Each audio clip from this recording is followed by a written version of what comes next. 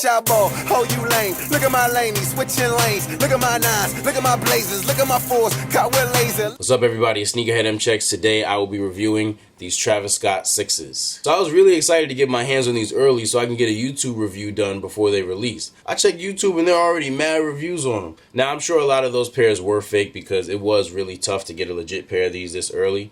But still, I mean, it kind of spoiled it for me. But as you can see, it didn't stop me from copping them. The first thing that I want to say about these is I actually didn't like them at first. The only thing I did like right away was this little pocket they have on the side. But other than that, I really wasn't a fan of them when I first saw them. I don't know what about them grew on me over time, but they did, and all of a sudden I wanted a pair. So I'm sure a lot of you are wondering, where did he get these from? How much did he pay? Who's his plug? Are they real? Are they fake? All of that. I purchased these through GOAT and they were legit checked at Flight Club. A lot of people who see me with these have been warning me about the vast amount of fakes going around, which I'm definitely aware of. I always trust GOAT and I definitely trust Flight Club, so I have no concerns about the legitimacy of my pair. Alright, so enough about my personal story on getting them. Let's get into my opinion on the shoes themselves. So like I was saying before, this pocket on the side is so fire. Like, it's definitely my favorite part of the shoe.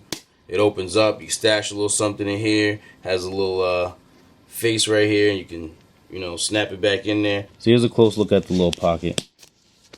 Got the little face right here. It's relatively spacious. I don't know what I'm going to put in there, but even if I don't put anything in there, it's still lit.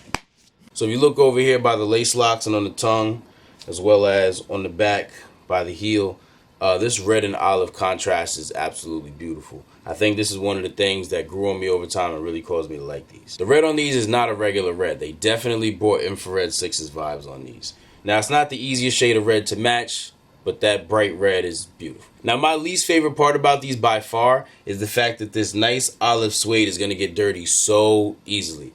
I'm going to be afraid to wear these everywhere. You know, it's funny, I actually wanted to wear these this weekend to the club, flex them early before the release, but I'd be a real bozo to wear these to the club. So when the lights are on, there's really nothing special about the bottom. But when the lights go out, you see what's going on. We got big glow-in-the-dark vibes.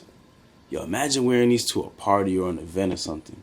Nah, these are crazy. The back of the lace locks have the Cactus Jack logo on them. The heel on the left shoe has the Cactus Jack logo as well. Now, if you notice, the heel on the right shoe has the Nike Air logo instead. Prior to 2019, the only Jordan 6s that had this Nike Air on the back were OG colorways. In June, they released the Reflections of a Champion 6s. Those had the Nike Air on the back, but because they were heavily inspired by the infrared 6s, it kind of made a little sense. As lit as Travis Scott is in the sneaker game, in the music industry, and just the world in general, Jordan Brand still surprised me with putting the Nike Air on the back of these. Although I did think it was cool and exclusive to kind of just keep the Nike Air with OG colorways only, I do like the way this looks on these, so I don't have any complaints. I have yet to try these on, but based on the way all of my other 6s fit, I thought a size 9 would be best. I don't know if these run any differently, but my experience with Jordan 6s is they all run big. I'm happy about them pushing the release date back. Not because I have these already, but because this gives me more time to save up money to cop my second pair. If I can get them for the $250 retail, that would be great, but even if I don't, I am buying a second pair of these on release day, even if I have to pay resale value. I need a second pair of these for myself. I'm scared that I get a little scuff and I'm not going to want them no more. And another thing is, we all know everything with Travis Scott's name on it goes up. So I'm going to cop an extra pair just to resell sometime in the future. So ideally, if I can afford it, I'm getting another 2 pair of these. If I have 3 pairs in total, I think that'll be good. One to wear, one to keep dead stock, and one to resell later. Thank you all for watching. I really hope you enjoyed this review. If you're not subscribed to my channel already, please do so and turn those video notifications on. I'll see you guys next time.